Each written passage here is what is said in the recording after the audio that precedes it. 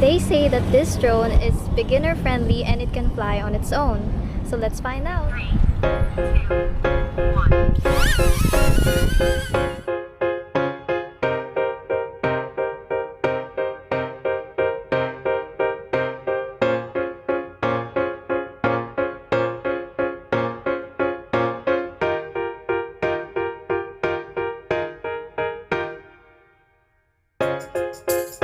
1.